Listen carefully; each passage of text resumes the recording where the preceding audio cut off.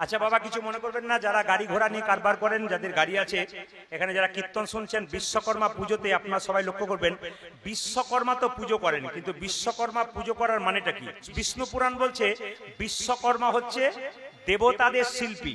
মায়েরা, দেবতাদের শিল্পী হচ্ছে বিশ্বকর্মা। বাবার নাম হচ্ছে কি? বাবার নাম হচ্ছে প্রভাস, আর মায়ের নাম হচ্ছে যোগ সিদ্ধা। ভালো করে শুনবেন যারা বিশ্বকর্মা পুজো করছেন, শুধু করলে হবে না, জানতে হবে তার সম্পর্কে, তবে তো করবেন। আপনি আমাকে জানবেন তবে তো আপনি আসবেন, যে প্রদীপ পালের কাছে কিছু পাবো তবে তো আসবো, নইলে আসবেন কেন আপনি? সবাই লক্ষ্য করুন, বিশ্বকর্মা বাবার নাম হচ্ছে প্রভাস আর মায়ের নাম যোগসুদ্ধা। দেখুন, ব্রহ্মবৈবর্ত পুরাণ বলছে যে বিশ্বকর্মার জন্ম হয়েছে কোথা থেকে? না, ব্রহ্মার নাভি কুণ্ড থেকে জন্ম হয়েছে। কার? বিশ্বকর্মার। মায়েরা, বিশ্বকর্মা মানে কি? যে বিশ্বের সবকিছুকে নতুন করে তৈরি করে দেয়, তার নাম বিশ্বকর্মা। দেখুন, দেবতাদের সবচাইতে প্রিয় কোনটা বলুন তো? স্বর্গ। ওই দেবতাদের স্বর্গপুরী জন্ম তৈরি করেছে কে? বিশ্বকর্মা। এক। দুই, শুনে রাখুন, হ্যাঁ, দেখবেন আপনারা রাবণের লঙ্কাপুরী কে তৈরি করেছে? বিশ্বকর্মা। আবার দেখবেন আরেকটা জিনিস দেখবেন আপনারা, যে দ্বারকায় শ্রীকৃষ্ণ থাকেন, ওই দ্বারকাপুরী কে তৈরি করেছে? আমাদের কে তৈরি করেছে বলুন তো? বিশ্বকর্মা। আবার লক্ষ্য করবেন, বিশ্বকর্মা তৈরি করেছে পরশুরামের কুঠারটা, রামের হাতে যে ধনুষ আছে সেটা তৈরি করেছে, ভগবান শ্রীকৃষ্ণের হাতে যে সুদর্শন চক্র আছে ওটা তৈরি করেছে কে? না, আমাদের বিশ্বকর্মা। বিশ্বকর্মার স্ত্রীকে, ভক্ত প্রহ্লাদের যে মেয়ে তার নাম বিরোচনা, তার সঙ্গে কিন্তু বিশ্বকর্মার বিয়ে হয়েছে। এগুলো যাদের গাড়ি ঘোড়া আছে তাদের প্রথম শুনতে হবে। এগুলো না জেনে বিশ্বকর্মা পুজো করলাম তা বলে হবে না, যাকে পুজো করব তার সম্পর্কে জানবো। ওই জন্য আগামীতে বিশ্বকর্মা পূজা আছে, ইউটিউবের মাধ্যমে আপনারা দেখতে পাবেন, আজকে বলে দিলাম। সবাই শুনে রাখুন, বিশ্বকর্মার স্ত্রীর নাম হচ্ছে বিরোচনা, ভক্ত প্রহ্লাদের কন্যা। বিশ্বকর্মার একটি ছেলে ছিল, তার নাম ময়দানব, ও ছিল ওষুধের শিল্পী, আর বিশ্বকর্মা ছিল দেবতার শিল্পী। আচ্ছা, বিশ্বকর্মা কটা হাত? জোরে বলুন মায়েরা, কটা হাত? দুটো না তিনটে? জোরে বলুন। তিনটে। যাক, আপনারা খুব জানেন। দু চারজন চারটা বলছেন, আমি যেন তিনটে বলেছি, মায়ের বলছে হ্যাঁ। কি বলছেন? মানে আমরা দেখতে যাই কিন্তু বুঝি না। চারটে হাত, এক হাতে কি? ছিনি, এক হাতে কি? হাতুড়ি, আর এক হাতে কি? ছিনি, হাতুড়ি আর কুঠার এক হাতে, আর এক হাতে দাঁড়ি পাল্লা। আচ্ছা, এইবার বলুন তো, বিশ্বকর্মার হাতে দাঁড়ি পাল্লা কেন থাকলো? শিক্ষামূলক কথা। বিশ্বকর্মা পুজো দেখতে যাবেন, আপনি পুজো করবেন, জানবেন না বিশ্বকর্মার হাতে দাঁড়িপাল্লা কেন? বিশ্বকর্মার হাতে দাঁড়িপাল্লা রেখে জগৎকে শিক্ষা দিচ্ছে আমাদের কাঁটাটা, যেমন কাঁটা দেখবেন দুটো দাঁড়িপাল্লা সোজা থাকে, একবার কাঁটায় কাঁটায়, ওই কাঁটাটা কোথায় থাকবে? আধ্যাত্মিক বিন্দুর উপরে থাকবে। দুটো দাঁড়িপাল্লা কি? একদিকে জ্ঞান, একদিকে কর্ম, দুটোই জীবনে সমানভাবে রাখতে হবে। বিশ্বকর্মা দেখালেন জ্ঞানও রাখতে হবে, কর্ম রাখতে হবে। যদি জ্ঞান অর্জন করবেন, কর্ম বন্ধ হয়ে যাবে, খাবার দাবার বন্ধ হয়ে যাবে। কিন্তু যদি আপনি শুধু কর্ম করবেন, জ্ঞান অর্জন করবেন না, তাহলে আধ্যাত্মিক চিন্তা ভাবনা সব শেষ হয়ে যাবে। ওই জন্য জীবনে তিনি বললেন দুটো পাল্লা ঠিক রাখো। কি? একটা হচ্ছে জ্ঞান, একটা হচ্ছে কর্ম। আচ্ছা মায়েরা, কিসের ওপরে বিশ্বকর্মা চেপে থাকে? ঘোড়ার ওপরে না? জোরে বলুন। হ্যাঁ, ডান দিকে সব পাকা আছে, হাতির ওপরে, মাঝে সব টাকা আছে। তুই বলো, বলছে তুই বল না, আমি বুঝতে পারছি, খোঁচাখুচি করছে। কিসের ওপরে থাকে মায়েরা? হাতির ওপরে। প্রথম কলকাতাতে হাতির ওপরে পুজো করেছিল বাহন দেখে, একমাত্র তার নাম হচ্ছে হরসিত রায়। এই হরসিত রায় কিন্তু প্রথম পুজো করেছিলেন কলকাতাতে হাতিকে বাহন দেখে। হাতি খুব শক্তিশালী এবং আমাদের বিশ্বকর্মা খুব শক্তিশালী, যে যেমন তার বাহনটা তেমন। জয় বাবা বিশ্বকর্মা কি জয়, বাবা বিশ্বকর্মা কি জয়, বাবা বিশ্বকর্মা কি। মায়েরা, হরিনাম নিজে বলুন, অপরকে বলতে সাহায্য করুন। আমাদের হিন্দুদের মধ্যে একটা গলত রয়েছে, 10 জন বসে আছেন, 6 জন ভগবানের নাম করছেন, 4 জন ভগবান বিরোধী হচ্ছেন। আপনি দিব্যি ভগবানের নাম করছেন, আর একজন ক্রিটিসাইজ করছে ভগবানের নাম। অন্যান্য ধর্মের দিকে লক্ষ্য করুন, যদি কেউ করতেও না পারে, একজন করে, তাকে বলে তুই এগিয়ে যা, তোর পেছনে আমি আছি, তোর কোনো অসুবিধা নেই। কিন্তু আমাদের একজন হরিনাম করলে আরো 5 জন চেষ্টা করো ও যাতে না করতে পারে। এইটাই আমাদের সমাজের সবচাইতে কলঙ্ক। মহাপ্রভু যে অচণ্ডালে হরিনাম বিলিয়ে গেলেন, জগাই মাথায়ের মতো মাতালকে উদ্ধার করলেন, কাজীকে উদ্ধার করলেন, তিনি প্রেমের অস্ত্র ধারণ করেছিলেন, হ্যাঁ, প্রেম দিয়ে। ওই জন্য আমি আপনাদেরকে বলি, আপনি হরিনাম করতে ভালোবাসেন না, করার দরকার নেই, কিন্তু যদি কেউ করতে পারে, ভালোবাসে, তাকে বাধা দেবার অধিকার আপনার নেই। যদি আপনি বাধা দেন তবে চপল গোপালের মতো আপনার বৈষ্ণব অপরাধ হতে পারে। এই জন্য আমি আপনাদের বলে রাখি, বৈষ্ণব অপরাধ আপনারা করবেন না, অবশ্যই কৃষ্ণ কীর্তন শ্রবণ করবেন, অপরকে করতে সাহায্য করবেন। দেখুন, যিনি দেহ ছেড়ে চলে গেছেন, আমরা কিন্তু সবাই চলে যাব। ও মায়েরা, প্রশ্ন হচ্ছে আপনারা কোথায় যাবেন? যিনি মারা গেলেন তিনি কোথায় গেছেন? বলছে এইদিকে, পাশাংসি জীর্ণানি যথা বিহায় নবানি ঘিন্নাতি নরহ পরাণী তথা শরীরানি বিহায় জীর্ণান্নানি সংজাতি নবানি দেহি। শুনবেন মন দিয়ে, যে কাপড়টা আপনারা পরেছেন, যেটা আমরা পরে আছি, শাস্ত্র বলছে সেই কাপড়টা যখন জীর্ণ হবে তখন আমরা নতুন কাপড় পরিধান করব। তাহলে দেহ কি করে না, পুরনো দেহ ত্যাগ করে নতুন দেহে যায়। মায়েরা, তাহলে যিনি মা আমাদের চলে গেলেন তিনি পুরনো দেহ ত্যাগ করে নতুন দেহে গেছেন। প্রশ্ন করবেন, যিনি চলে গেলেন তিনি কোন দেহেতে গেছেন? আপনারা যাবেন কোন দেহে যাবেন, আমি যাব কোন দেহে যাবে? প্রশ্ন বলছে যে মানুষ কুলে জন্মগ্রহণ করে কেউ যদি মানুষের মতো কর্ম করে আবার মানুষ হবে, আর মানুষ কুলে জন্মগ্রহণ করে কেউ যদি পশুর মতো কর্ম করে ও তো পশুকুলে জন্ম হবে, আর মানুষ কুলে জন্মগ্রহণ করে কেউ যদি মহাপুরুষের মতো কর্ম করে দ্বিতীয় জন্ম হবে না, গোবিন্দচরণ প্রাপ্ত হবে। বলে কেন? ধানকে সেদ্ধ করে মাঠে ছড়ালে তার যেমন দ্বিতীয় গাছ হয় না, আহা, ধানকে সেদ্ধ করে মাঠে ছড়ালে তার যেমন দ্বিতীয় গাছ হয় না, যে দেহ হরিনামে সিদ্ধ হয়ে যায় তার দ্বিতীয় জন্ম হয় না, গোবিন্দের চরণ। এই জন্যে আপনাদের আসরে সবচাইতে ভালো লাগছে, আমি জানতাম না আপনাদের আসলে নদী আর মানে হুগলির বর্ডার, নদীর এপার ওপার নাকি বলছেন? এই জন্য একটু কৃষ্ণলীলার চাইতে মানে ভক্তলীলার প্রতি টানটা খুব বেশি রয়েছে। যেমন আমার বাড়ি আপনারা গেলে দেখবেন, আমি আছি ঝাড়খণ্ড আর বীরভূমের একবারে সাইডে, মানে 4 কিলোমিটার গেলে ঝাড়খণ্ড আর এখানে আমি বীরভূম, মানে ঝাড়খণ্ডের প্রেম টানটা কিন্তু আমার ভেতরে রয়ে গেছে। কেন বলুন তো, ও তো আমার পাশে। এই জন্য হুগলি আর নদিয়া, তার মানে আপনাদের টান কিন্তু ভক্তলীলার প্রতি আছে। আমি কৃষ্ণলীলা গাইব ইচ্ছা করেছিলাম, কিন্তু অনেক ভক্ত গিয়ে, আপনাদের এখানে যিনি বৈষ্ণব আছেন খোকন বাবু বোধ হয় না, কেন নাম তাই তো, পরম বৈষ্ণব, ভালো মানুষ ছিলেন। তো সে বললো যে আপনি বলবেন আমার কথা, একটু ভক্তলীলা গাইবেন, এখানে সবসময় কৃষ্ণলীলা হয়, একটু শোনাবেন আপনি। তো ওনার কথা অনুযায়ী আরও 2-4 জন গিয়েছিলেন, সকলের কথা অনুযায়ী এই জন্য আপনাদের অনুমতি নিয়ে আমি এটা করলাম। উনি বললেন একবার জিজ্ঞেস করে নেবেন, এই জন্য জিজ্ঞেস করলাম। দেখুন মায়েরা, একটু মন দিয়ে শুনবেন। বলছে আপনি যে কর্ম করলেন আপনার কর্মফলটা কেমন করে যাবে? বলছে পুষ্পের গন্ধ যেমন বাতাসে ছড়ায়, আত্মার কর্মফল আত্মা নিয়ে চলে যায়। আপনি 80 বছর বাঁচলেন, কটা খারাপ কাজ করলেন, কটা ভালো কাজ করলেন, আত্মা কিন্তু সঙ্গে করে নিয়ে চলে গেলেন। আত্মার কিন্তু মৃত্যু হয় না, দেহটার মৃত্যু হয়। যিনি চলে গেছেন ওনার দেহটার মৃত্যু হয়েছে, কিন্তু আত্মাটার মৃত্যু হয় না। ও কিন্তু জন্মগ্রহণ করবে, তবে সময় আছে। উনি যতদিন ভালো কাজ করেছেন ততদিন স্বর্গে থাকবেন, আবার যতদিন ভালো কাজ শেষ হয়ে যাবে আবার তার সেরকম জায়গায় তার জন্ম হবে। এই জন্য আমি আপনাদের বলে যাই, জন্ম হোক যথাতথা, কর্ম যেন আপনার ভালো হয়। তবে ভারতবর্ষের মাটিতে তিনভাবে সৎকার করা হয়। আপনারা তো মরা পোড়াতে যান, আপনাদের একটু বুঝিয়ে দিই আপনাদের। দেখুন, সৎকার 3 ভাবে, কিরকম মন দিয়ে শুনবেন। একটা অগ্নি সৎকার, মানে শ্মশানে গিয়ে চিতাতে শুয়ে আমরা পুড়িয়ে দিই, তাই তো, জোরে বলুন হানা না। আর দ্বিতীয় হচ্ছে দেখবেন, ওটা হচ্ছে মৃত সমাধি, মানে যারা দেখবেন বৈষ্ণব মানুষ তাদের দেখবেন মাটির ভেতরে সমাধি দেওয়া হয়। আর তৃতীয় হচ্ছে সলিল সমাধি, জলের মধ্যে দেওয়া হয়। এবারে কীরকম একটা একটা করে বোঝাই। যেমন ধরুন আপনাদের এই মা যখন মারা গিয়েছিলেন, আপনারা করেছেন কিনা জানি না, শাস্ত্র সিদ্ধান্ত কি দিচ্ছে, আগামীতে যখন আপনারা যাবেন এই কথাটা মনে রাখবেন, ইউটিউবের মাধ্যমে শুনবেন, একবারে খুব দামি কথা শাস্ত্র। এই যে আপনারা বলেন মুখে আগুন দিন, 100% ভুল কথা। আমরা মুখে আগুন দিয়ে এলাম গো, একবারে ভুল কথা। অগ্নির মুখে অর্পণ, এটা সত্য কথা। ভুল কথা কোনটা? মুখে আগুন দেওয়া না, অগ্নির মুখে ওনাকে অর্পণ করা। মুখে আগুন নয়, অগ্নির মুখে অর্পণ, এটা কিন্তু সঠিক কথা। বাকি ওটা 100% ভুল, আমরা বলি কথার মাধ্যমে। এবার লক্ষ্য করুন, চিতাতে যখন আপনার মা কিংবা আপনার বাবা মারা গেছে, আপনি শুয়ে দিয়েছেন, দেখবেন যে ছেলে চিতাতে আগুনটা দেবে সে দেখবেন চিতার চারিদিকে 3 বার ঘুরবে, জোরে বলুন হানা না, নিয়ম।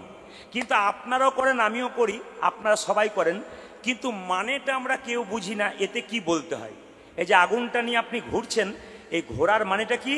অগ্নিদেবকে বলতে বলতে যাবেন কি, হে অগ্নিদেব, আমার বাবা বা মা যে চিতাতে শুয়ে আছে, যদি সারা জীবনের মধ্যে কোনো অপরাধ আছে তুমি যেন অপরাধ ক্ষমা করে দিও এবং আমার বাবাকে গোবিন্দ চরণে আশ্রয় দিয়ে দিও। এই কথাটা আমাদের সকলের বলার বটে, আমরা বলি না, খালি শুনে নিয়েছি যে চারিদিকে ঘুরে আগুন দিয়ে দিতে হয়, দিয়ে চলে এলাম, কিন্তু বুঝলাম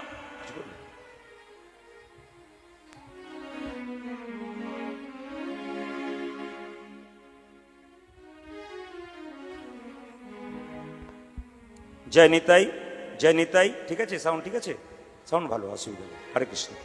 তাহলে আপনারা এবার যখন যাবেন কেউ শ্মশানে, তখন সমস্ত ছেলে মেয়েদের কাছে নিবেদন রইল, শাস্ত্র অনুযায়ী যখনই চিতার চারিদিকে ঘুরবেন তখন অগ্নিদেবকে নিয়ে ভগবানের কাছে প্রার্থনা করবেন, প্রভু আমার বাবা মা যদি কোনো অপরাধ করে থাকে তুমি নিজ গুণে ক্ষমা করে দাও। এরপর একটা লাইন আছে, এরপরে আবার আমাকেও এখানে আসতে হবে, আমি যদি কোনো অপরাধ করে থাকি জীবনে আমাকেও অগ্নিদেব তুমি ক্ষমা করে দিও।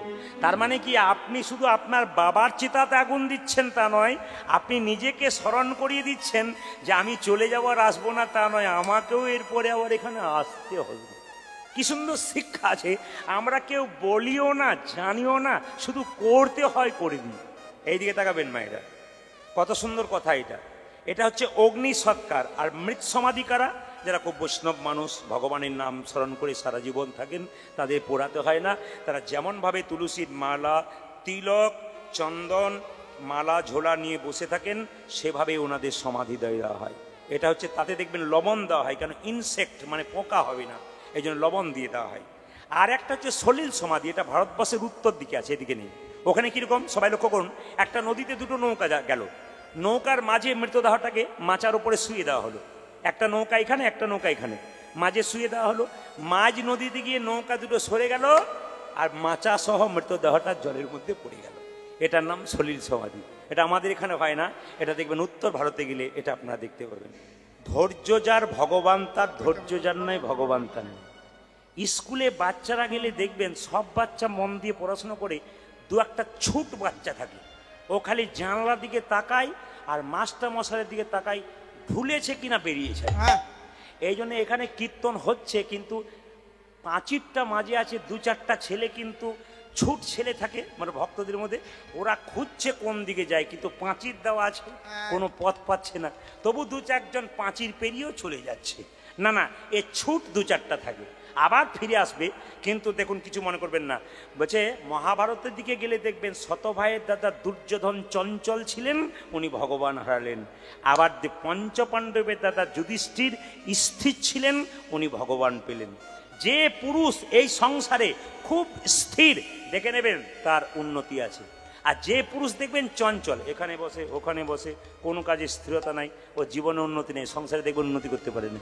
আর যে মেয়েরা দেখবেন খুব চঞ্চল, তরকারিতে দুবার নুন দেয়, লোকের কাছে গাল খায়, কিংবা সবজি কাটতে গিয়ে দেখবেন আঙুল কেটে ফেলে, এরা চঞ্চল। কিন্তু আপনাদের এই মানে নদিয়া জেলায় এসে দেখলাম আপনারা এমনভাবে এটে সেটে বসছেন, আমি সিদ্ধান্ত নিয়েছি আজকে আমি 3টে পর্যন্ত কীর্তন করবো। রাজি আছেন না?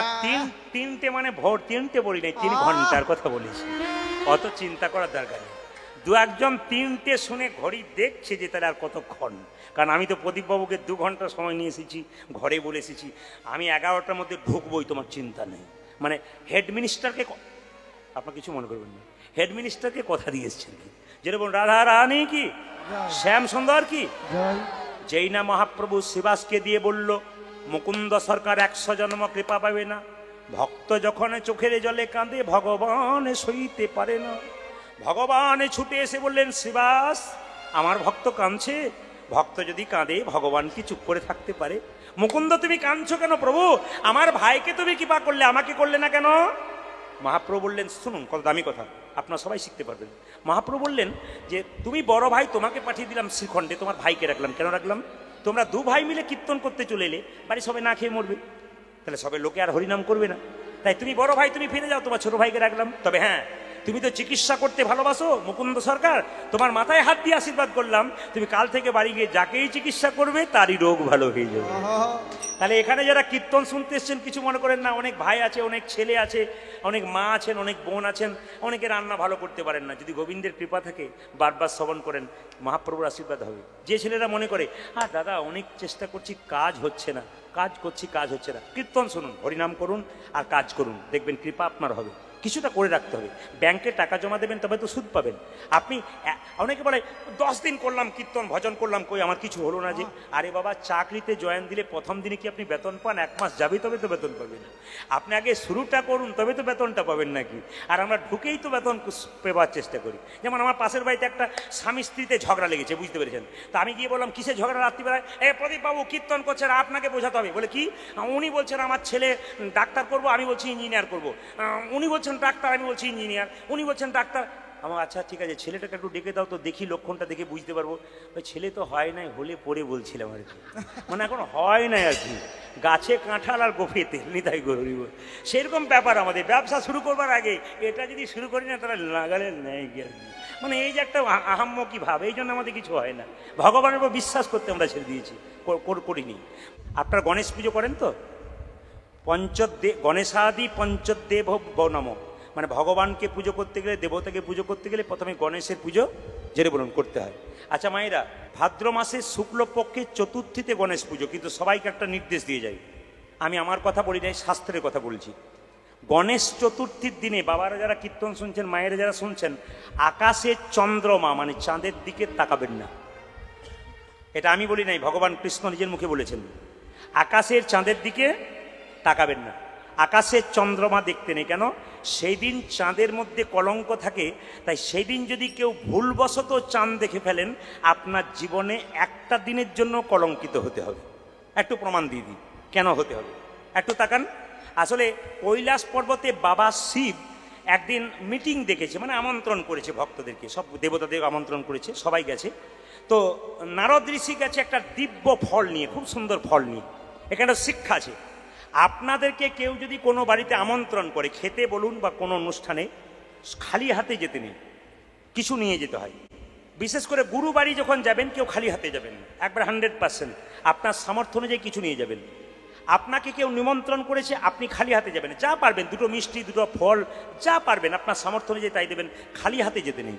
তো নারদ ঋষি একটা দিব্য ফল এনেছে। তো দেখুন, শিব ঠাকুর হাতে যখন ফলটা নিয়েছে, তখন শিব ঠাকুরের কটা ছেলে? জোরে বলুন। 3টে নাকি? জোরে বল। 4টা? হ্যাঁ, 5টা বলছে। একজন 1টো বলছে, একজন 2টো বলছে, একজন 3টে বলছে। কটা ছেলে? 2টো। কে কে? গণেশ আর কার্তিক। এখন গণেশ বলছে বাবা, বলে কি আমি ওই ফলটা নেবো। কার্তিক বলে না আমি নেবো। গণেশ বলে না আমি নেবো। এখন বলুন তো, বাবাকে যদি একটা ফল দেওয়া হয়, আপনি যদি বাবা হন, আপনার 2টো ছেলে হন, আপনি কি করবেন? আপনি বলবেন বাবা কাজ কর, মারামারি করে লাভ নেই, অর্ধেক করে ভাগ করে দিই। শিব ঠাকুর বলছে আমি অর্ধেক করে ভাগ করে দিই, কিন্তু সঙ্গে সঙ্গে কার্তিক বলছে না অর্ধেক নেবো না। গণেশ বলছে না আমি না দুধ চাই, আমার অর্ধেক হবে না, আমার গোটা চাই। এখন দুজনে যখন ঝগড়া করছে, কোনো মতেই মেটাতে পারছে না বাবা ভোলানাথ, তখন কিছুক্ষণ পরে তাদের দাদু ব্রহ্মা, সে তখন বলো আমি মিটামিটি করে দিচ্ছি। বলে কি? তোমাদের মধ্যে যে বড় সে পাবে। আচ্ছা বলুন তো, হাত তুলে বলুন তো, কার্তিক বড় না গণেশ বড়? এতদিন ধরে এই চিনলেন আপনারা? কীর্তন শুনছেন, কে গণেশ বড় বললো না? বল, হ্যাঁ দেখুন, যেই না বলছি গণেশ বড়, বলুন কে গণেশ বড়? কার্তিক বড়, মানে একটা তো হবেই আর না। না, এই যে দেখেন সবাই শুনেনি, এই জন্য কীর্তন শুনতে এসে মানে জানার ব্যাপার। আমরা সব চাইতে আজব ব্যাপার এইটাই, আমরা দেখবেন কিছু বুঝিই না। যেমন আমাদের ওখানে দুর্গা পুজো হচ্ছে, একজন ভদ্রলোক মাস্টারমশাই, ওটা ওনার ছেলে গেছে, ছেলে গিয়ে প্রশ্ন করছে বাবা কার্তিকের বাহন ময়ূর আর গণেশের বাহন ইঁদুর কেন? চুকান, এই তোকে এই জন্য নিয়ে আসি না, খালি হাজার প্রশ্ন করবে। মানে বাবাও জানে না, ছেলেকে জানতেও দিচ্ছে না। মানে আমরা কত অধম দেখুন। অন্য জাতের মানুষকে বলুন, ওদের ধর্ম নিয়ে আলোচনা করতে দেখবেন টুকটুক করে বলে দেবে। কেন? আলোচনা বাড়িতে হয়, আর আমাদের খালি কিসের আলোচনা হয়?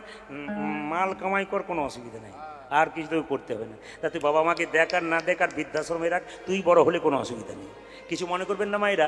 কার্তিক কে বড়? যেটা বলুন, কার্তিক বড়, গণেশ ছোট। এখন ব্রহ্মা যেই না বলেছে যে বড় সে আগে, এইদিকে যে বড় সে আগে পাবে, সঙ্গে সঙ্গে কার্তিক পেয়ে গেছে। আর গণেশের ভাবটা দেখুন, নাদুন সুস্থ।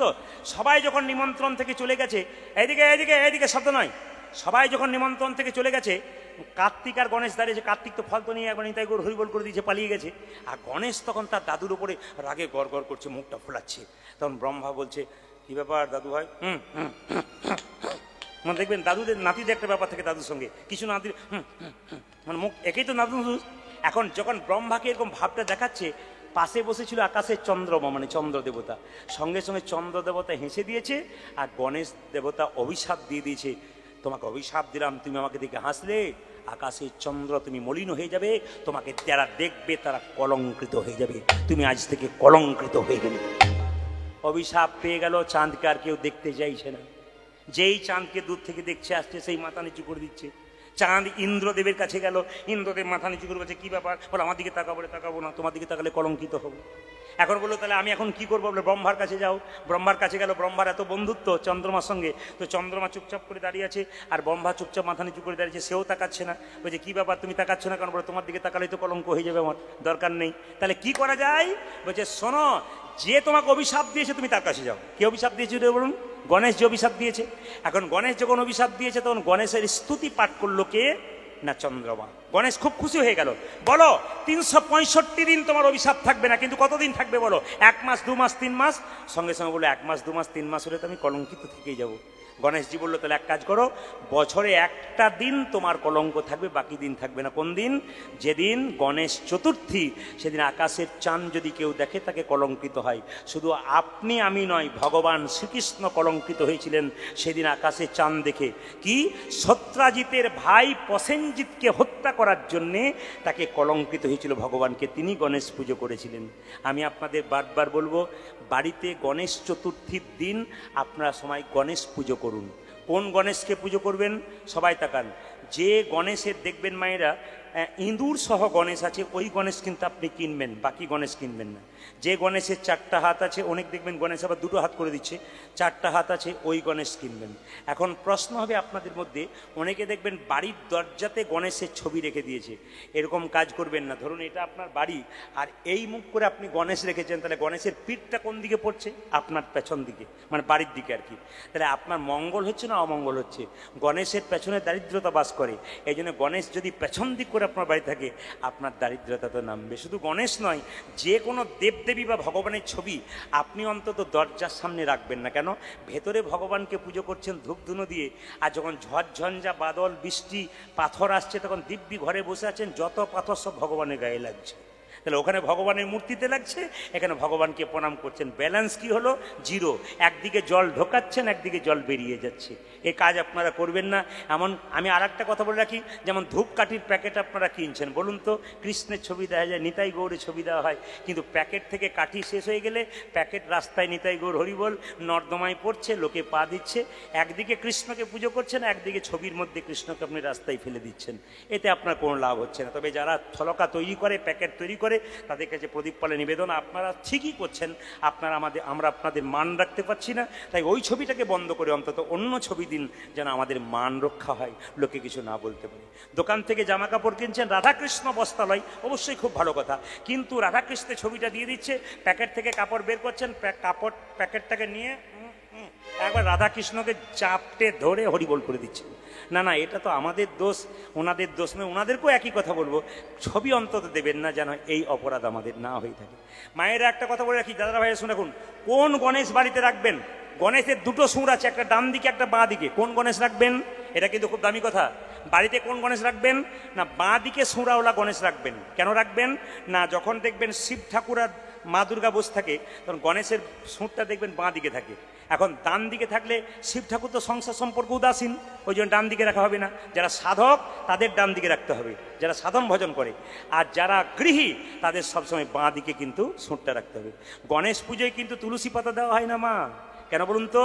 তুলসী রাস্তা দিয়ে পেরোচ্ছে, গণেশজি ধ্যান করছে, আর দেখবেন ধ্যানের মাধ্যমে গণেশ নিজের মনে হাসছে, তুলসী ভাবছে আমাকে দেখে হেসে দিয়েছে।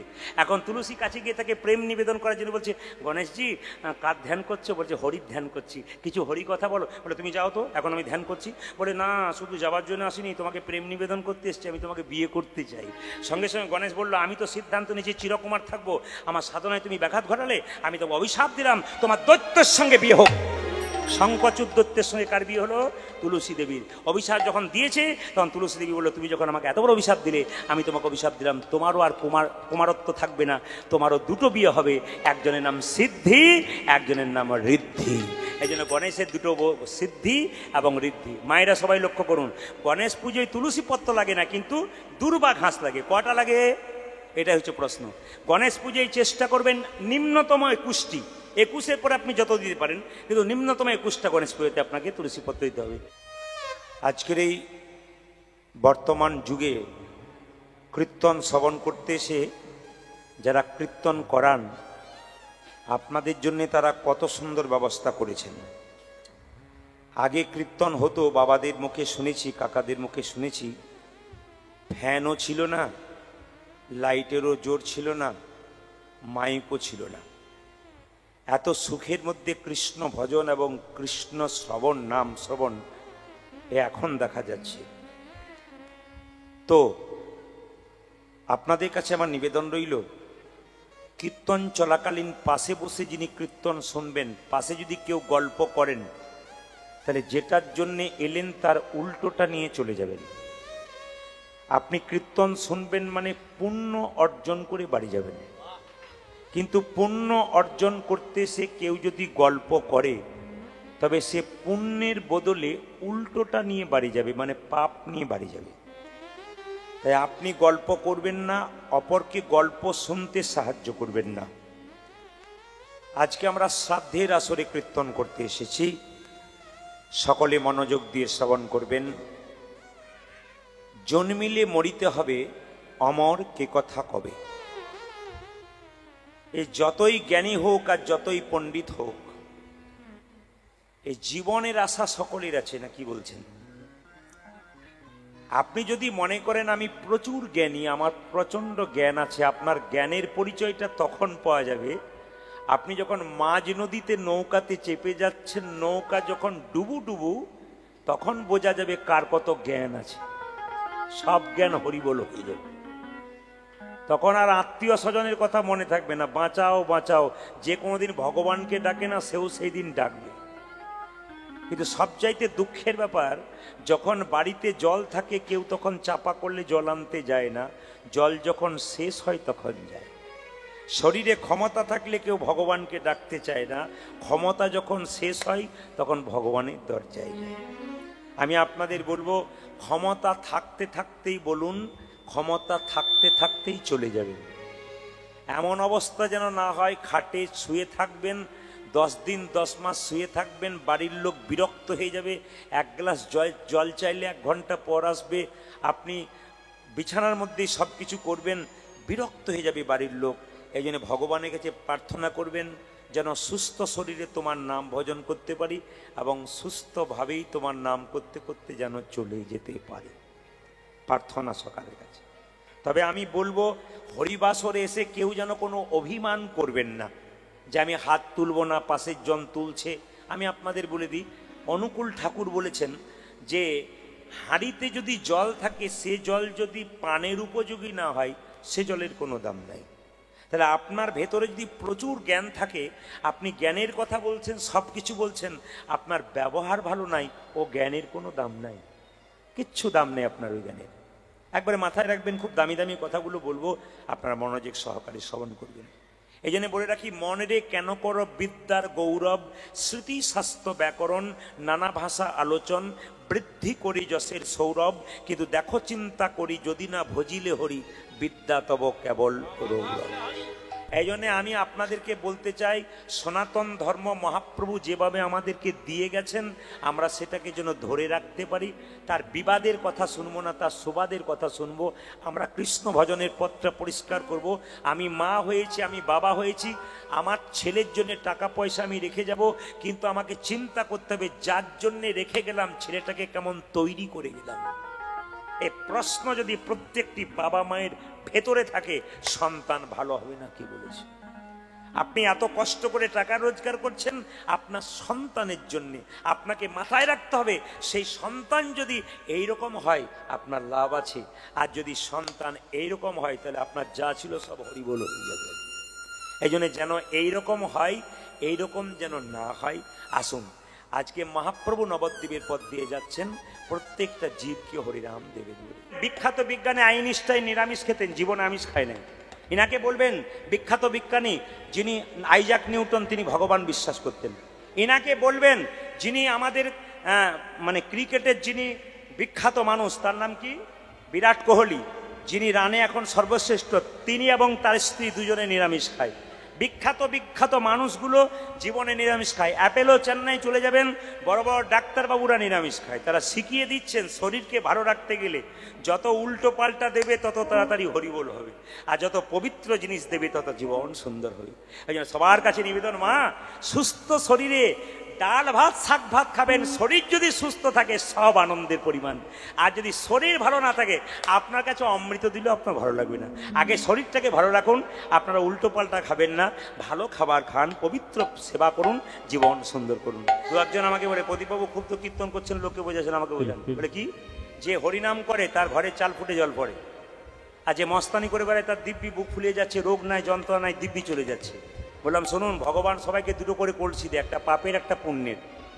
যে অন্যায় করছে, মস্তানি করছে, লোক ঠকাচ্ছে, আপনি ভাবছেন ভালো করছে, তা নয়, ওর পাপের কলসিটা পূর্ণ হয়নি। পূর্ণ হলেই নিতাই গৌর হরিবোল হয়ে যাবে। আর আপনারা যারা হরিনাম করছেন তাদের পুণ্যের কলসি পূর্ণ হয়ে গেলে বাড়িঘর থাক আর না থাক, গোবিন্দের চরণ কিন্তু প্রাপ্ত হয়ে যাবে। মায়েরা, গাড়ি বাড়ি টাকা পয়সা থাকলে যে আনন্দ হয় তা নয়।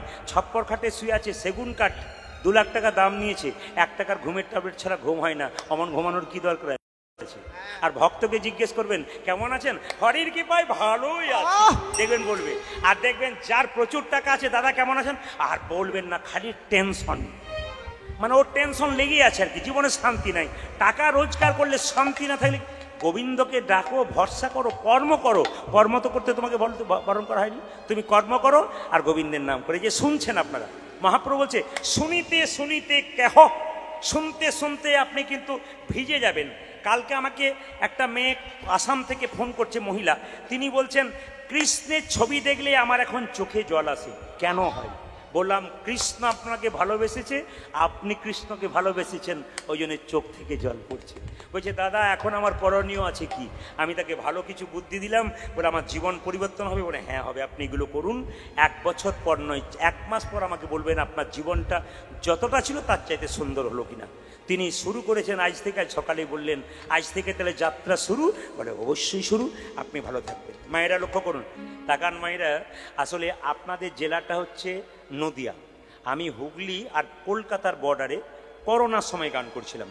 তো 3টে মেয়ে কীর্তন শুনতে এলো, 3টে গোপালকে কোলে নিয়ে। খুব শুনবেন, শিক্ষামূলক গল্প।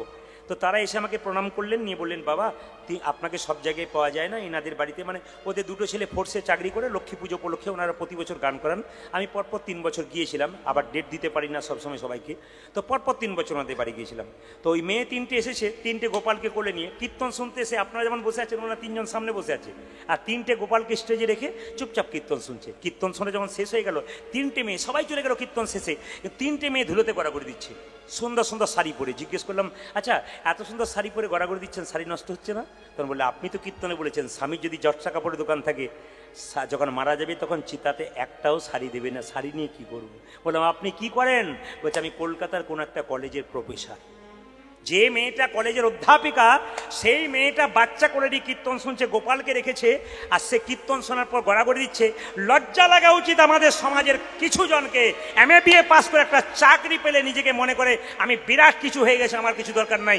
ওদের দেখে শিখুন ওরা কি করতে চাইছে, ওদের কাছ থেকে শিখুন। যে মেয়েটার 1 লাখ টাকা বেতন আছে মাসে, সে কীর্তন করা কি দরকার আছে, ধুলাই গড়াগড়ি দিচ্ছে। আবার দেখুন একটা মেয়েকে জিজ্ঞেস করলাম আপনি কি করেন? বলছে আমার স্বামী দাঁতের ডাক্তার, আমিও।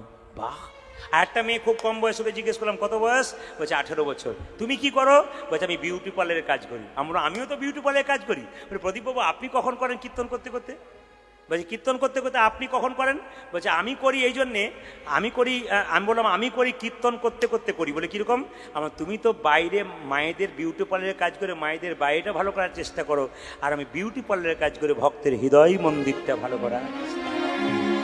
এই বিউটি পার্লারের কাজে এইখানে যতজন আসবেন তাদের ভেতর পরিষ্কার হয়ে যাবে, আপনি চেঞ্জ হয়ে যাবেন, পরিবর্তন হয়ে যাবেন। জীবনে দেখবেন আপনি কি ছিলেন আর কোন জায়গায় পৌঁছে আছেন। সবাই লক্ষ্য করুন মায়েরা। তাই আসুন, মহাপ্রভু নিতাই চাঁদকে দেখে বলছে দাদা হরিনাম দাও। যাকে দেখছে তাকে বলছে একবার হরি বল বল, সঙ্গে সঙ্গে যেই না বলছে হরি বল বল, যাকে দেখছে তাকে বলছে পথিক রে। গাড়ে হাত দিয়ে কি ভাবছেন? না না আপনাকে বলি নাই, নিতাই চাঁদ বলছে গ্রামে গ্রামে। আপনাকেও বলা হয়ে গেল গালে হাত ছেড়ে দেবেন। ভাবছো বসে চলবে কি সে তুমি ভাববার কি?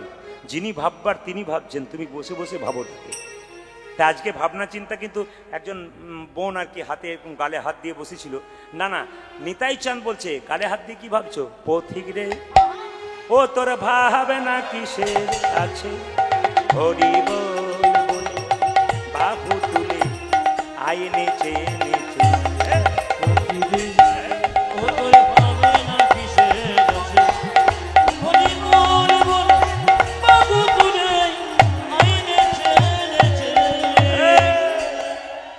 এত ভাবনার কি আছে, এত ভাবনা না না।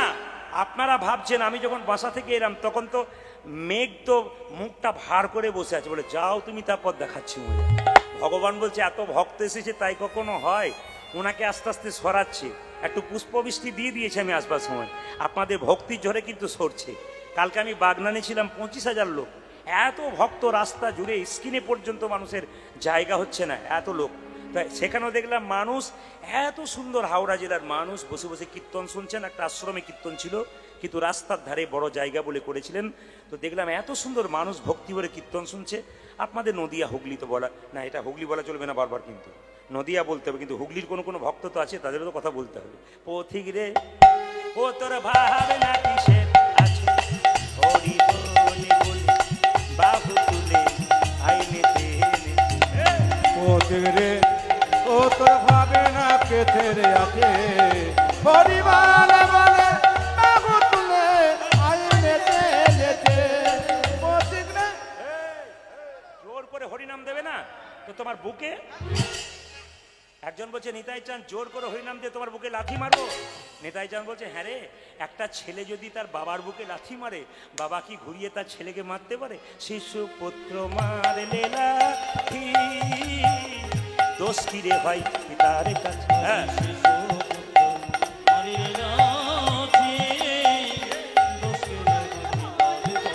শিশু পুত্র মারলে লাথি, দোষ কি রে ভাই পিতার কাছে, শিশু পুত্র মারিলি নাকি তোর ভয় পিতার কাছে, শিশু পুত্র মারলে লাথি, দোষ কি রে ভাই পিতার কাছে, শিশু পুত্র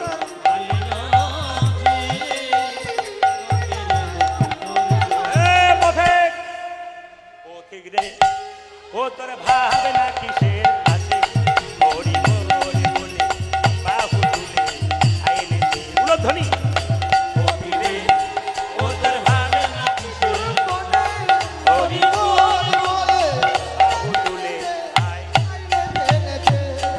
হ্যাঁ হ্যাঁ, যাকে দেখছে তাকে হরিনাম দিচ্ছে। মায়েরা ও তোরা প্রেমে নিবি, ও তোরা প্রেমে নিবি আই বদন ভরে, বল রে হরি বল, তোরা প্রেম নিবি, তোরা প্রেম নিবি আই বদন ভরে, বল রে হরি বল, তোরা প্রেম নিবি আই বদন ভরে, বল রে হরি বল, ও তোরা প্রেম নিবি যায় বদন ভরে, হরে রে হরি বল। মায়েরা মায়েরা এ প্রেমী এনেছিল ব্রজের বাঁকা,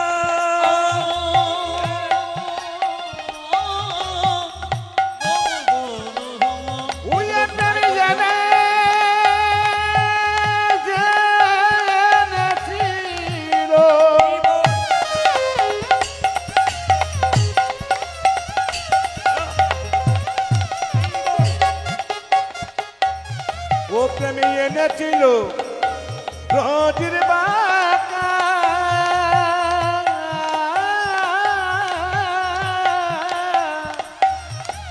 আমার কবর গুণ প্রেম নিবি আই বদন ভরে, বল রে হরি বল, তোরা প্রেম নিবি আই বদন ভরে, বল রে হরি বল, হরি বল বললে কি লাভ আছে? একবার হরি বলি বলি নাচো বাহু তুলে, হরি বল বলি নাচো বাহু তুলে, হরি বল বলে নাচো বাহু তুলে, ওই একবারে হরি বলে বলে না তো বাহু তুলে, দূরে হে যাবে রিতাবে জ্বালা, বল রে হরি বল,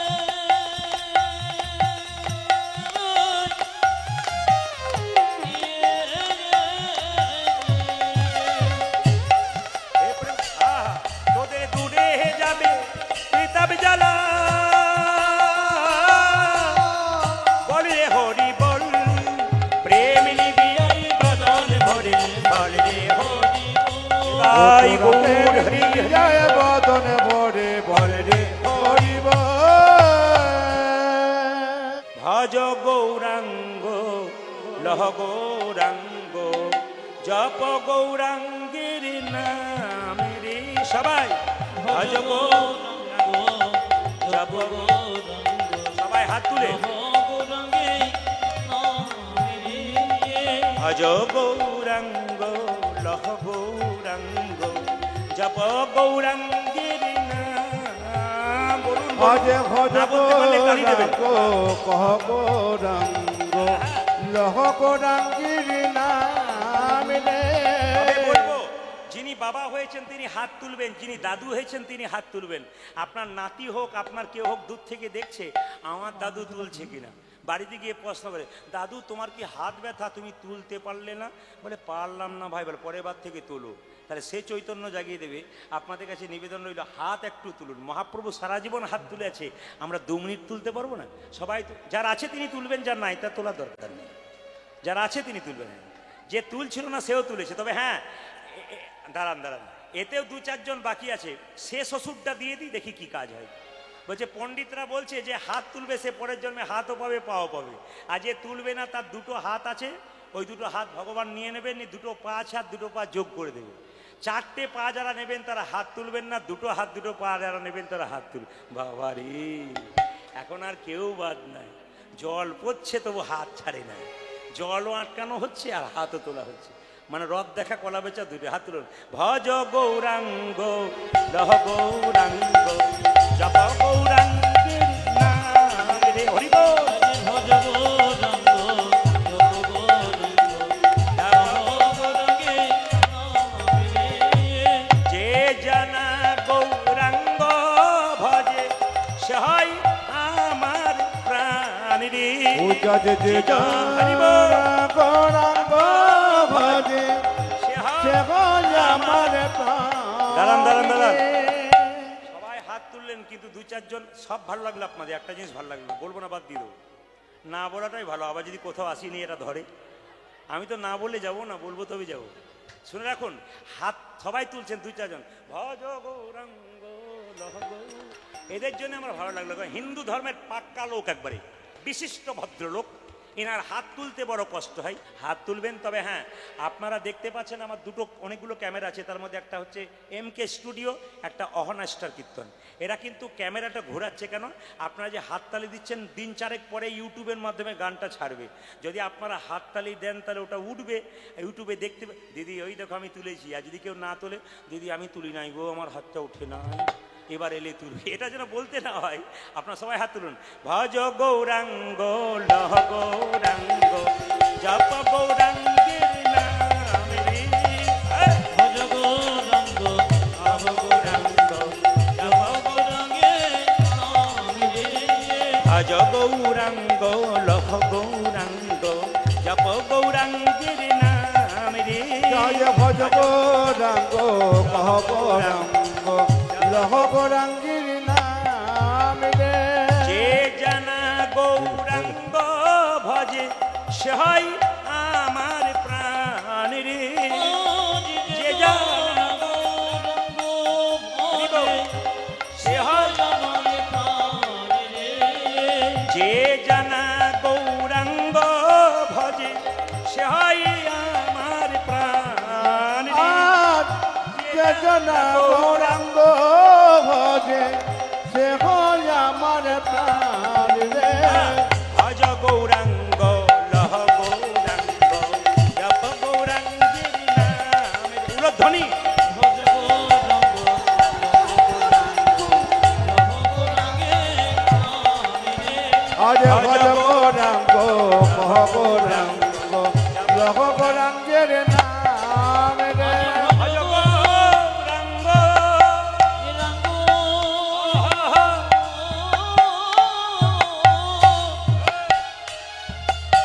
জপ গৌরাঙ্গ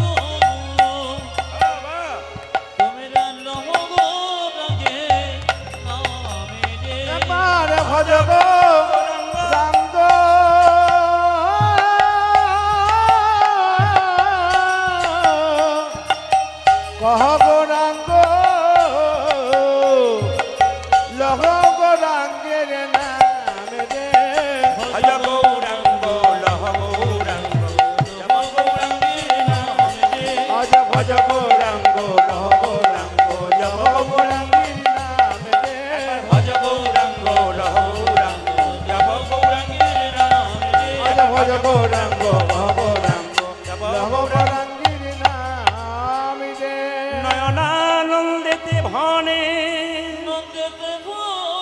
সেই তো সকলই জানে সর্বসিদ্ধি করতলে তা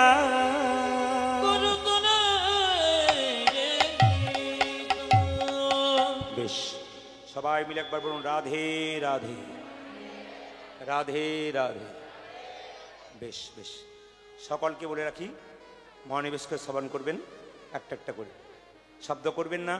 মাঝে মাঝে বৃষ্টি দিয়ে আপনাদের পরীক্ষা করে দেখছে যে কোনগুলো পাকা সেগুলোকে রাখবো আর যেগুলো কাঁচা সেগুলো উড়িয়ে দেবো, এই জন্য মাঝে মাঝে উঠাচ্ছে আর বসাচ্ছে।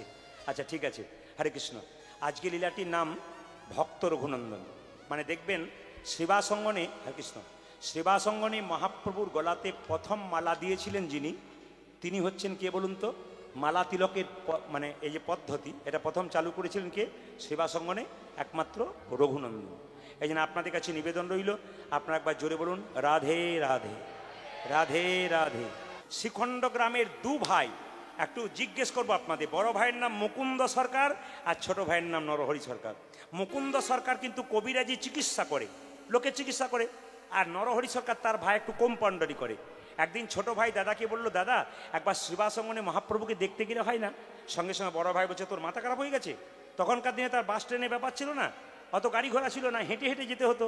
বলছে হ্যাঁ রে, এতটা রাস্তা হেঁটে হেঁটে যাবো, যাবি কি করে? বলছে এক কাজ কর। বলছে কি? সাধুগুরু বৈষ্ণবের মুখে শুনেছি যদি কেউ হরিনাম করতে করতে চলে যায় তবে তার রাস্তা নাকি খাটো হয়ে যায়। তো চলো না দু ভাই মিলে একটু হরিনাম করতে করতে যাই। তা বড় ভাই আগে আগে যাচ্ছে আর ছোট ভাই পেছন পেছন যাচ্ছে। কোথায় যাচ্ছে? শ্রীবাসঙ্গনে মহাপ্রভুর আশীর্বাদ নিতে। তা আপনারা যারা শ্রীবাসঙ্গনে মহাপ্রভুর আশীর্বাদ দেবেন, আপনারা সবাই এই নাম গাইতে না পারেন তালি দিয়ে যাবেন। আগে যাচ্ছে কে? মুকুন্দ সরকার, পেছনে যাচ্ছে কে? নরহরি সরকার। গাইতে গাইতে যাচ্ছে কৃষ্ণ কেশব কৃষ্ণ কেশব কৃষ্ণ কেশব তাই নাম, রাম রাঘব রাম রাঘব রাম রাঘব রক্ষম, হরে কৃষ্ণ হরে কৃষ্ণ। সবাই তালি দিন। কৃষ্ণ কেশব কৃষ্ণ কেশব কৃষ্ণ কেশব তাই নাম, রাম রাঘব রাম রাঘব রাম রাঘব রক্ষম। হরে কৃষ্ণ কৃষ্ণ কৃষ্ণ হরে হরে, হরে রাম রাম রাম হরে হরে। কৃষ্ণ কেশব কৃষ্ণ কেশব কৃষ্ণ কেশব ত্রাহি নাম, রাম রাঘব রাম রাঘব রাম রাঘব রক্ষম। হরি বল। হরে কৃষ্ণ কৃষ্ণ কৃষ্ণ হরে হরে, হরে রাম হরে হরে। আপনারা বলুন, যে গাছে ফল ধরে সেই গাছের ডালটা উঁচু দিকে যায় না নিচের দিকে যায়? জোরে বলবেন, একটু দেখিয়ে বলবেন। আপনার সবাই বলছেন নিচের দিকে, দু চারজন ওপর দিকে দেখাচ্ছে। না না, কীর্তন মন দিয়ে শুনতে বললে বলবেন কি? যে গাছে ফল ধরে সেই গাছের ডালটা নিচের দিকে হয়, ওপর দিকে হয় না। যারা ভক্ত হয় তাদের ভাবটা কেমন হয়? হরে কৃষ্ণ। দেখবেন আপনারা, আমার কাছে বহুজন দেখা করতে গেছেন, সে খুব নত বিনয়ী হয়ে হরে কৃষ্ণ। তার মানে কি? যদি হও নিচু তবে পাবে কিছু, উঁচু হলে পাওয়ার চান্স নেই। মায়েরা, একটা সোনার কলসি যতই দামি হোক না কেন, একজনের কাছে মাথা নিচু করতে হয়। কার কাছে? গ্লাসের কাছে। আপনি কয়েকশো কোটি টাকার মালিক হতে পারেন, যদি ভগবানের চরণে নিজেকে মাথা নিচু না করতে পারেন, আপনার টাকাটার কোনো দাম। খুব দামি দামি কথাগুলো শুনবেন যে যেখানে বসে আছেন মায়েরা, সবাই লক্ষ্য করুন। ভক্ত যদি কাই মনে কোনো বাঞ্ছা করে, ভগবানের সাধ্য নাই কোনো বাঞ্ছা নাহি পুরে। আমি আপনাদের বলে যাব, যে যেখানে কীর্তন শুনতে এসছেন, মন্দিরে বসে একই কথা প্রতিদিন ভগবানকে বলুন, 365 দিন পর দেখবেন আপনার মনের ইচ্ছা পূর্ণ করবে। কিন্তু ভগবানকে ভক্ত এই বলবে না যে গাড়ি বাড়ি টাকা পয়সা ধন দৌলত দাও। ভক্ত ভগবানের কাছে প্রেম আর ভক্তি চাইবে, বাকি কিছু চাইবে না। এই জন্য মায়েরা, যদি মন্দিরে বারবার একই কথা বলেন, আপনার মনের ইচ্ছা পূর্ণ হবে।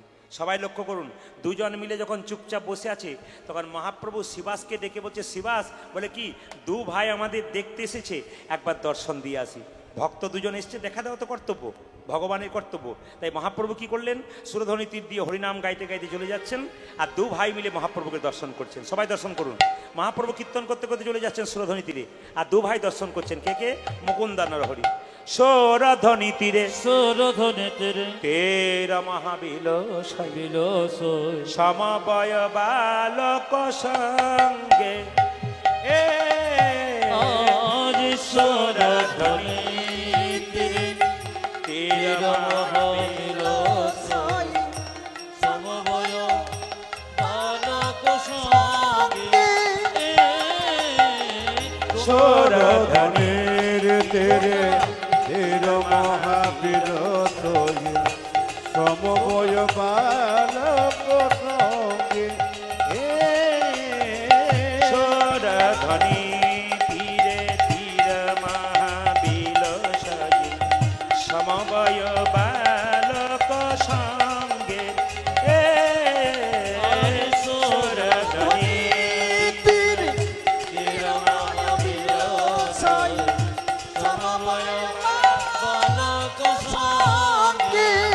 এখন দুজনে মিলে কীর্তন করছে, তখন মহাপ্রভু কীর্তন করছে, দুজন দেখছে। মহাপ্রভু শিবাসকে বললো, বলে দাও ওদের মধ্যে যে ছোট ভাই সে আমার সঙ্গে সারা জীবন থাকবে, আর যে বড় ভাই তাকে বলে দাও সে আমার 100 জন্ম কৃপা পাবে না। তাহলে এখানে কীর্তন শুনতে এলে দু ভাই তো মহাপ্রভু কৃপা পাবেন, কিন্তু দু ভাইয়ের মধ্যে এক ভাই পেলেন এক ভাই পেলেন না। যে পেলেন তার তো খুব খুশি হবে, যে পেলেন তার কত কষ্ট হবে। শ্রীবাস এসে বললো, এই যে তোমাদের মধ্যে ছোট ভাইকে আমি, কি নাম? আমার নাম হলো নরহরি সরকার। তোমার জন্য প্রভু বলেছে তুমি প্রভুর সঙ্গে সারা জীবন থাকবে, হরি নাম করবে, প্রভুর সঙ্গে সঙ্গে থাকবে। বড় ভাই বলছে, আমি আগে আগে এলাম, আমার জন্য কি বলেছে না, তোমার জন্য বলেছে তুমি 100 জন্ম সঙ্গ পাবে না, 100 জন্ম গৌরী কৃপা পাবে না। বড় ভাইকে যেই না শ্রীবাস বলেছে তুমি 100 জন্ম সঙ্গ পাবে না, 100 জন্ম গৌরী কৃপা পাবে না, বড় ভাই নাচতে শুরু করেছে, জয় গৌরী জয় গৌরী। শ্রীবাস মনে মনে ভাবলো লোকটা মাথা খারাপ হয়ে গেছে নাকি। বলে কেন 100 জন্ম কৃপা পাবে না বলে জয় গৌর বলে নাচছে?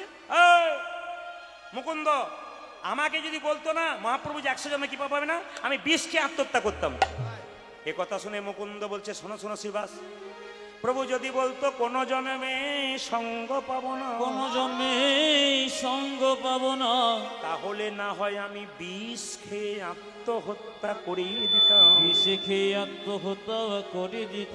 প্রভু বলেছে 100 জন্ম সঙ্গ পাবো না, 100 জন্ম সঙ্গ পাবো না, 100 জন্ম না হয় গৌর গৌর বলে কেঁদে বেড়াবো, গৌর গৌর বলে কেঁদে বেড়াবো। যখনই 100 জন্ম পেরিয়ে যাবে 101 জন্মে প্রভুর সঙ্গ পাবো। আমি 101 জন্মে প্রভু সঙ্গ পাবো, 1 জন্মে প্রভুর সঙ্গ পাবো। ওই একই জন্মে প্রভুর সঙ্গ পাবো।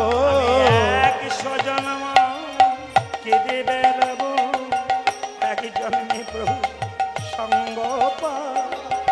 100 জন্ম কেঁদে বেড়াবো, 101 জন্মে প্রভুর সঙ্গ ওই পাবো। আমি 100 জন্ম কেঁদে বেড়াবো, 101 জন্মে প্রভু সঙ্গ ওই আমি পাবো, 100 জন্ম কেঁদে বেড়াবো। 101 জন্মে প্রভু সঙ্গ পাবো, একই জন্মে প্রভুর সঙ্গ পাবো।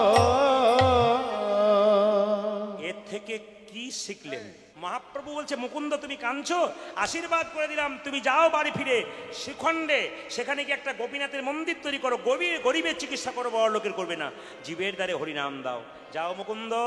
একটা বনের মধ্যে বড় বড় গাছ যেমন ছোট ছোট গাছগুলোকে ঝড়ঝঞ্ঝা থেকে রক্ষা করে, একটা সংসারের বড় ভাইয়ের দায়িত্ব থাকে তার ছোট ভাইগুলোকে রক্ষা করা।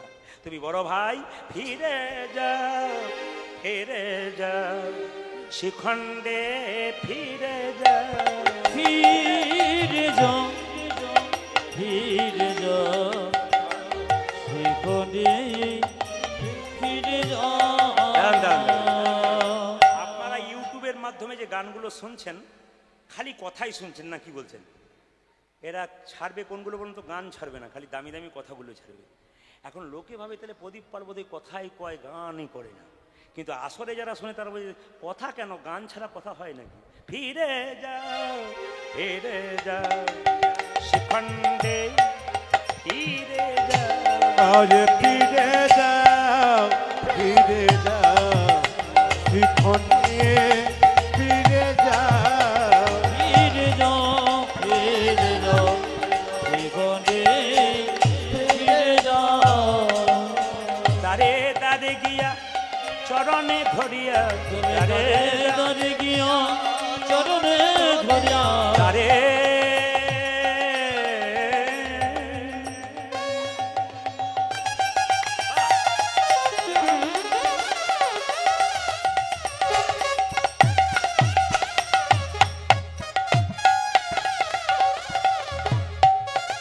তুমি দারে দারে গিয়া চরণে ধরিয়া তারে দারে গিয়া চরণে ধরিয়া ও তুমি দারে দারে গিয়া চরণে ধরিয়া হরির নাম দিলা ফিরে যাও ফিরে যাও জীবনে ফিরে যাও আরে ফিরে যাও এখনে ফিরে যাও মহাপ্রভুর আজ্ঞা পাইয়া মুকুন্দ চলিলা মুকুন্দ চলিলা আমার মহাপ্রভুর আজ্ঞা পাইয়া মুকুন্দ চলিলা মুকুন্দ চলিলা মহাপ্রভুর আজ্ঞা পাইয়া মুকুন্দ চলিলা মুকুন্দ চলিলা মুকুন্দ চলিলা মুকুন্দ চলিলা শিখণ্ড গ্রামেতে আমি শিখণ্ড গ্রামে তেজসী শ্রীখণ্ড গ্রামেতে আজি শ্রীখণ্ড গ্রামে তেলাসি উপনীত হইলা উপনীত হইলা আমি শিখণ্ড গ্রামে তেজসী উপনীত হইয়া উপনীত হইয়া মায়েরা বলো বলো হরি বল বালা বালা হরি বলো হরি বল বলো বলো হরি এখন কি মাস চলছে মা আশ্বিন মাস যাক সবাই একসঙ্গে বলেছেন অন্য জায়গাতে বলে হ্যাঁ আপনারা তো ভালো শুনছেন মানে আপনারা টেস্ট করে দেখছি আপনারা সব পাকা আসলে ভাদ্র মাস চলছে মায়েরা দেখুন মুকুন্দ সরকার বাড়ি ফিরলো সুন্দর একটা গোপীনাথের মন্দির তৈরি করলো আর কি করলো না গণেশের পুজো করলো কত ভক্তি ভরে করলো এখন সবাই লক্ষ্য করুন মুকুন্দ সরকার যে না গোপীনাথের ভজন করছে মালদা থেকে একজন মুসলমান তার নাম নবাব হোসেন সাথের পেটে খুব যন্ত্রণা একজন বলছে নবাব তোমার পেটে যন্ত্রণা ভালো হতে পারে শ্রীখণ্ডে গেলে বলে কেন সে গরিবের চিকিৎসা করে বড় লোকের করে না তার নাম মুকুন্দ সরকার তুমি একবার যাও তোমার চিকিৎসা হয়ে যাবে বলছে হ্যাঁ গো তাহলে আমি নবাব আমাকে চিনতে পারবে না আমি ফকির সেজে যাই আমার নাম হুসেন ফকির হোক কেউ চিনতে পারবে না এখন লক্ষ্য করুন সবাইকে জিজ্ঞেস করছে ও দাদা নবাব হোসেন সাহ ফকির সেজে এসছে কেউ চিনতে পারছে না বলছি নবাব হোসেন সাহ বলছে এই যে আপনার মুকুন্দ সরকারের বাড়ি কোনটা ওই যে মন্দিরটা দেখতে পাচ্ছ চলে যাও একজন বললো না না প্রচুর লোক লাইন দিয়ে দাঁড়িয়ে আছে চিকিৎসা করার জন্য ওইটা একজন বলছে না না গেলেই দেখবে খোল কোয়াতালে শব্দ পাচ্ছ ওইটা হচ্ছে মুকুন্দ সরকারের বাড়ি নবাব হোসেন শাহ মায়েরা মুসলমান নবাব তিনি কি করলেন ফকির সেজে কাউকে চিনতে দিল না দেখলো প্রচুর লোক লাইন দিয়ে দাঁড়িয়ে আছে তখন তাড়াতাড়ি সবাইকে বল বাবা আমি বয়স্ক মানুষ জাতিতে মুসলমান কষ্ট বড় পেটে যন্ত্রণা আমাকে একটু আগে করে দাও কেউ বুঝতে পারলো না উনি নবাব বটেন সবাই জায়গা করে দিল আগে মুকুন্দ সরকার তখন গোপীনাথের মন্দিরে কেঁদে কেঁদে কি বলছে দেখুন প্রভু গোপীনাথ তুমি আমাকে টাকা পয়সা দাও নিজে সোনার মন্দির করব। তবে সোনার মন্দির নাই বা করলাম মন মন্দিরে তোমাকে রাখবো নবাব দেখছে আর মনে মনে ভাবছে বাহ মুকুন্দ তোমার চিকিৎসা হয় এই জন্যে ভালো কেন তুমি সকালবেলায় ঘুম থেকে উঠে কাজ শুরু করবার আগে ভগবানের চরণে নিজেকে নিবেদন করো এর থেকে আপনারা শিখে নিন মায়েরা বাবারা সকালবেলায় ঘুম থেকে উঠে অন্তত স্নান করুন আর না করুন যারা দাদা ভাইরা আছেন তারা অন্তত ভগবানকে প্রণাম করে কাজে বেরোন আশীর্বাদ পায় মুকুন্দ গাইছে আমারে মা ওই আমার মন আমার মন মন দিরে তুমি মদন মন দাঁড়াবে গো আসি ডাকি যায় আমার মন মন্দিরে মদন মহা দাঁড়াবে গোসি ডাকি ওই আমার মন মন্দিরে মদন মগন দাঁড়াবে গুয়াতি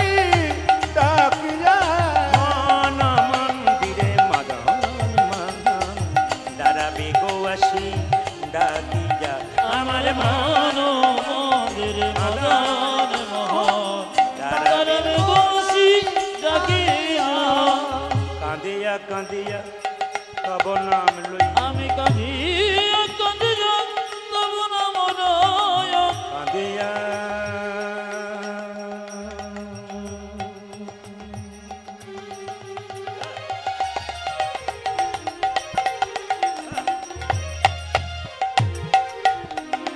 হে প্রাণনাথ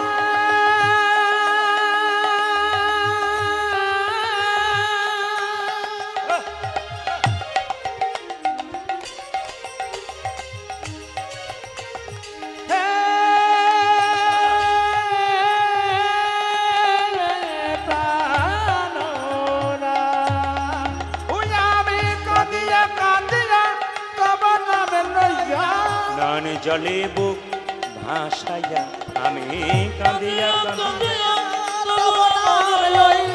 মান জলে বুক ভাসাইয়া মান মন্দিরে মদানে মহান দাঁড়াবে গোয়াসি ডাকিয়া ওই আমার মান মন্দিরে মদন মোহন দাঁড়াবে গোয়াসি ডাকিয়া। চশমা পরে আপনাকে ডাকছি, ওই মাঝে মাঝে চশমা পরে আপনাকে ডাকছি, আসুন ওই তো চশমা পরে আসুন। আপনি আপনি দাঁড়ান দাঁড়ান, চশমা পরে, ওই যে মাঝে মাঝে ওই তো। হ্যাঁ আসুন, আপনাকে আপনাকে চশমা পরে, হ্যাঁ না না আপনাকে নয় বসুন, মুকুন্দ সরকার ডাকছে নবাবকে, নবাবকে ডাকছে। এই যে চশমা পরে এদিকে, সঙ্গে সঙ্গে নবাব হোসেন শেষে বলছে বাবা কি নাম তোমার? আমার নাম হোসেন ফকির। কি হয়েছে? আমার পেটে যন্ত্রণা, দেখি দেখি দেখি দেখি দেখি দেখি দেখি দেখি জামাটা খুলে ফেলো তো। এত বড় বাংলার নবাব যখন শুনলো জামা খুলতে হবে, তখন মনে মনে ভাবছে মুকুন্দ আমি এসেছি চিকিৎসা করতে, জামা আমি খুলবো, পেটের যন্ত্রণা যদি ভালো না হয় তাহলে বুঝবে আমি কে বটি। আরে ভাবছো কি জামা খোলো। এখন ভয়ে মুকুন্দ সরকার জামাটা খুলেছে, সঙ্গে সঙ্গে নবাব জামাটা খুলেছে, আর মুকুন্দ সরকার বলে এক কাজ করো, মাটির বারান্দাতে গড়াগড়ি দাও। মনে মনে ভাবছে আমি সোনার পালঙ্ক ছাড়া শুই না, মাটির বারান্দাতে গড়াগড়ি দিতে বলছে। কালের কাল বর্ষাকাল, হরিণে চাটে বাঘের গাল, নেহাত বেকায়দায় পড়েছি বলেই যদি আমার পেটের যন্ত্রণা ভালো। আরে ভাবছো কি গড়াগড়ি দাও। এখন নবাব যেই না ভয়ে গড়াগড়ি দিয়েছে, অমনি চমকে উঠে বললো কবিরাজ কি? আমি যখন গড়াগড়ি দিলাম তখন অর্ধেকটা পেটের রোগ আমার ভালো হয়ে গেল, তুমি কি মাটিতে ওষুধপত্র দিয়েছিলে নাকি? তখন মুকুন্দ বলল সবাইকে দিতে দিতে এক আধটু পড়ে গেছে, তোমার কাজ হয়ে গেছে। দেখি দেখি দেখি দেখি হাঁ করো তো। আসলে তা নয়, তা নয়। কি? আসলে তা নয়, তা নয়। কেন মাটিতে গড়াগড়ি দিয়ে কেন হয়ে গেল? মানে গড়াগড়ি দিলে পেটের রোগ ভালো হয়ে গেল কেন? ভক্তপদ ধুলিয়ার ভক্তপদ জল, ভক্ত পদ ভক্ত ভক্ত শেষ হয় তিন মহা। তিন মহাব হরিনামে শুনতে এসে নামের শেষে যদি কোনো মা বা বাবা হরিবাসরে ভক্তির চরণ ধুলিতে একবার গড়াগড়ি দিতে পারে, নেতাই গৌর হরি হরি। মায়েরা, তারে দেহ রোগ শুধু দূর হয় তা নয়, তা নয়, তার ভব রোগ দূর হয়ে যায়। মুকুন্দ সরকার যেই না বলেছে এই যে আসল ওষুধটা দিয়ে দিয়ে, আসল ওষুধটা দিয়েছে, পেটের রোগ ভালো হয়ে গেছে। নবাব বলে উঠলো মুকুন্দ। মুকুন্দ বললো কার এত বড় সাহস যে আমার নাম ধরে ডাকলো? আমি সারা বাংলার নবাব হোসেন শাহ। এ কি নবাব আপনি? হ্যাঁ, তোমাকে পরীক্ষা করতে এসেছিলাম, সত্যি তুমি বড় কবিরাজ। যাও, তোমাকে এখানে রাখবো না, চলো আমার গৌড়ে মালদাতে চলো। মুকুন্দ বললো আমি সংসার ছেড়ে কি করে মালদাতে যাব? তুমি কি চাইছো বলো? বলে উঠলো শোনো, আমাকে মালদাতে নিয়ে চলো, কিন্তু একটা শর্ত আছে। মুসলমান নবাবকে বললো তোমার বাড়িতে থাকবো, তুমি একটা গোপীনাথের মন্দির তৈরি করো, জীবের দ্বারে হরিনাম করার সাহায্য করে দাও, আর গরিবের জন্য চিকিৎসা করতে পারি। মুকুন্দ সরকারকে নবাব কি করলো বাবা? এই দিয়ে দেখান কি করলো। মুকুন্দ সরকারকে বাংলার নবাব একটা বাড়ি তৈরি করে দিল, এবং সেখানে মুকুন্দ সরকার কীর্তন করতে লাগলো। নবাব কীর্তন শুনছে দাঁড়িয়ে দাঁড়িয়ে। একটা তাল পাতার পাখাতে একটা মেয়ে নবাবকে হাওয়া করছে, তার মধ্যে ময়ূরের পালক ছিল, কথাটা মনে রাখবেন। নবাব কীর্তন শুনছে, মুকুন্দ সরকার গাইছে ভগবানের রূপের কথা। আমার কানু সে বিনোদ রাই গো, আমার কানু সে বিনোদ রাই, উলধ্বনি। আমার কানো সে বিনোদ রাই গো, কানো সে বিনোদ আমার কানু সে বিনোদ রাই গো, আমার কানু সে বিনোদ রাই। ওই আমার কানতে বিনোদ রায় গো, আমার কানতে বিনোদ রায়। কথা গাইছে কে মুকুন্দ, শুনবেন ভালো করে। ও তার বিনোদ চুরাই, বিনোদ বরিহা, বিনোদ বরিহা, বরিহা বিনোদ উড়িছে তাই। ও আমার তার বিনোদ চুরাই, বিনোদ বরিহা, বিনোদ চুরাই, বিনোদ বরিহা, আমার বিনোদ চুরাই, বিনোদ বরিহা, বরিহা বরিহা বিনোদ উড়িছে তাই গো আমার কানু সে বিনোদ দেয়। ওই আমার কানো সে বিনোদ রায় গো, কানো সে বিনোদ ওই আমার কানতে বিনোদ রায় গো আমার কানতে বিনোদ রায়। বিনোদ মানে সুন্দর, ভগবানের যা কিছু দেখছি সব বিনোদ। ও তার বিনোদ ললাটে, বিনোদ তিলক, বিনোদ বিনোদ সাজে। আমার বিনোদ ললাটে, বিনোদ তিলক, আহারে। বিনোদ বিনোদ সাজে। আপনার কীর্তন শুনতে এসছেন মানলাম, কিন্তু কোনো কোনো ভক্ত বাবারা এসছেন তিলক নিয়ে। এই তিলক নিয়ে আপনারা যা আসতে পারেন না তাতে কোনো দুঃখ নেই। তিলক নেন নাই বলে যে আপনি ভক্ত হতে পারছেন না তা নয়। আপনি তিলক নেবেন, মালা নেবেন, ভেতর ভালো থাকতে হবে, তবে আপনি ভক্ত হবেন। তাহলে কি তিলক মালা দরকার নেই? তিলক মালা দরকার আছে, কেন ওটা মাস্টার। কেন মাস্টার বলুন তো? আপনি রাস্তা দিয়ে পেরিয়ে যাচ্ছেন, কারো পেয়ারা গাছ থেকে দুটো পেয়ারা ঝুলছে, আপনি তাকাচ্ছেন, চারিদিকে কেউ না দেখলে ভালো হয় তুলে নিয়ে চলে যাব। কিন্তু তিলক মালা থাকলে কি বলবেন? পাছে লোকে কিছু বলে, যদি না বলে নিই তাহলে চুরি করা হয়, মানে উনি মাস্টার, এই জন্য তিলকের দরকার আছে। ও তারা বিনোদ ললাটে, বিনোদ তিলক, বিনোদ বিনোদ সাজে। উত্তর বিনোদ ললাটে, বিনোদ তিলক, বিনোদ বিনোদ সাজে। বিনোদয় ধরে বিনোদ মুরলী, আজ বিনোদ ধরে বিনোদ মুরলী, বিনোদয় ধরে বিনোদ মুরলী, বিনোদয় ধরে বিনোদ মণ্ডলী। বিনোদ বিনোদ সাজে গো। আজ বিনোদ বিনোদ সাজে। আমার কানো সে বিনোদ রায় গো, কানো সে বিনোদ ওই রায়। আমার কানতে বিনোদ রায় গো আমার কানতে